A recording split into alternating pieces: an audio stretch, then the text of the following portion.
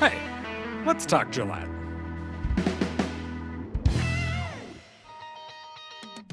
What's happening in Gillette? Next week, February 20th, is a Gillette City Council meeting.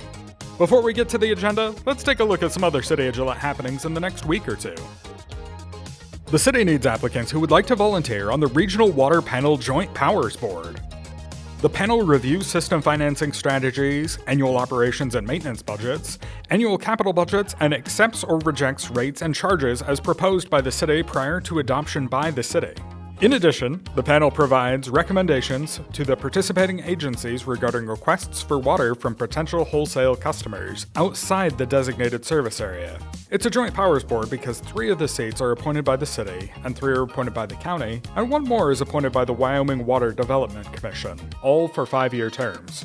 Serving on a citizen advisory board like this is a great way to be involved in the community and government operations, and is considered by many to be the first step towards seeking public office. To apply, you can get the application on the city website or in person at the administration office on the 3rd floor of City Hall, and return it either in person or via email by Friday, March 1st. I put links to the relevant pages on the city website in the description. Next Monday is President's Day. No, that doesn't mean the city is offering deals on appliances or furniture. Well, not new deals, anyway. Visit the City of Gillette's Gov Deals page for more information. But it does mean that city offices will be closed on Monday the 19th. If Monday is your regular trash day, it will be picked up on Tuesday instead. Speaking of trash pickup, please remember to put your garbage in bags before you put it into your trash rollout. Loose trash in the rollouts can cause problems when they collect it, and it could go everywhere. It'd be like littering, but worse somehow, because you already went to the effort to get it into your dumpster in the first place. And here's what's on the February 20th City Council agenda. The City Council will approve and authorize the minor subdivision of Tract 3 of the Country Club Road Edition. All the way back in ye olden days of 2003, the City of Gillette and the South Douglas Highway Water and Sewer District entered into agreements regarding the sewer utility service, and periodic acceptance of that by the City Council. The conditions have all been met, so the City Council at this meeting will consider accepting the last 2 portions of the district's sewer infrastructure and a couple of easements. That's the Stroop Sewer Transfer Agreement on the agenda. There's a type of council item I don't remember ever seeing before, when council considers a change order 2 for the Camplex lift station replacement. It's change order 2, but the items in there were bid as bid alternate 1, and at the time not awarded.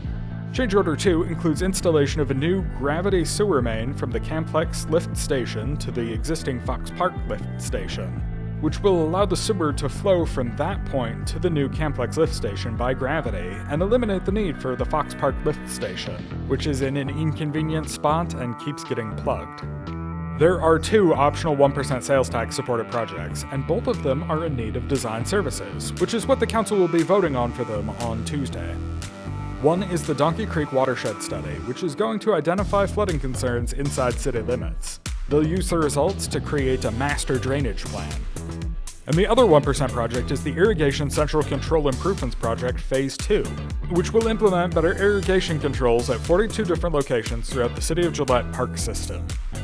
It's time again for the annual liquor license renewals. Every year, the City Council has to approve the renewal of all the liquor licenses, including the ones for retail, restaurant, bar and grill, limited club, microbrewery, winery, resort licenses, and special malt beverage permits. I always sort of wondered how the number of liquor licenses was determined, so I looked it up. Here is Wyoming Statute 12-4-201 D1 through 4, which deals with how to determine how many retail liquor licenses the city can issue. D.